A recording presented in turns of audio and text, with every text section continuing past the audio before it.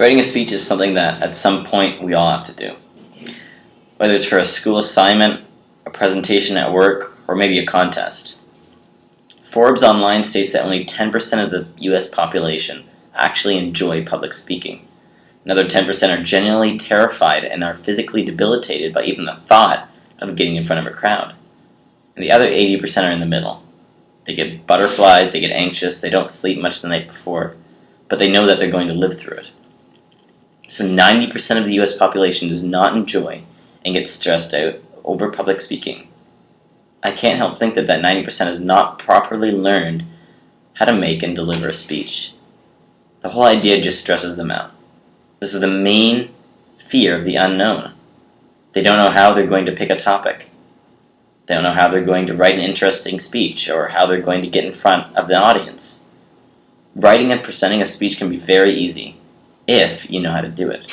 My aim is to help the 90% of you that have a fear of public speaking.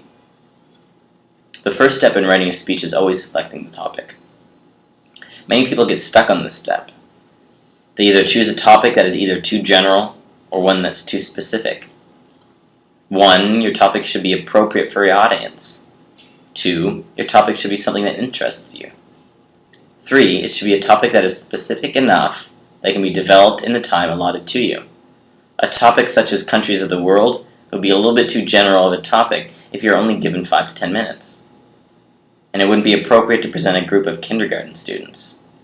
If you're given 5 to 10 minutes, a more appropriate topic may be how to change a flat tire. Your topic needs to be one that interests you. If you're not interested in the topic, chances are your audience won't be either. The second step is to gather information on your topic. Today, it's hard to find good information. The internet has the capacity to give us an overwhelming amount of information. Trying to sift through all of this and find credible information, it can be a very hard task. Anyone can post anything on the internet, which means you need to know how to pick through the good from the bad. Here are some useful tips from George Mason University. Number 1. Is there any evidence that the author of the web information has some authority in the field about which he or she is providing information? Check for qualifications, credentials, and connections to the subject. 2. Is the information on the website out of date? Are there a number of out-of-date links that do not work or link to old news? 3.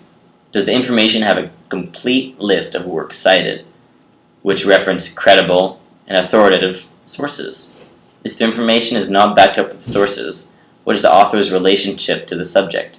And is he or she able to give an expert opinion? The third and final step is designing your speech. This may be the most important step, and people often mess up on this.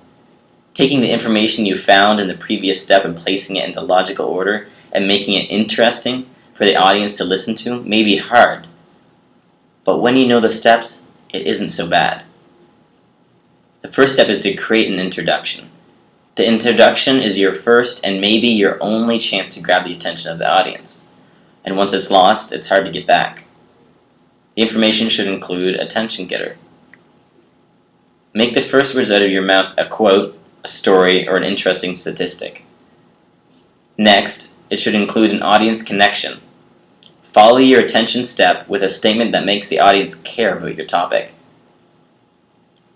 Then, you have your topic orientation step. Now you have to reel them into the topic itself.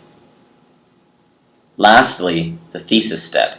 This should be one sentence that again names the topic, but also gives your angle on the topic. It is the main idea of your speech. Next is the body. Your body should be a logical accumulation of the information which you gathered in the previous step. Try to add examples or illustrations to reinforce your topic. And try to grab the interest of the audience. No one likes to sit there and listen to someone lecture. They want to be entertained. The final step in designing your speech is writing a conclusion. Begin this by restating your thesis statement.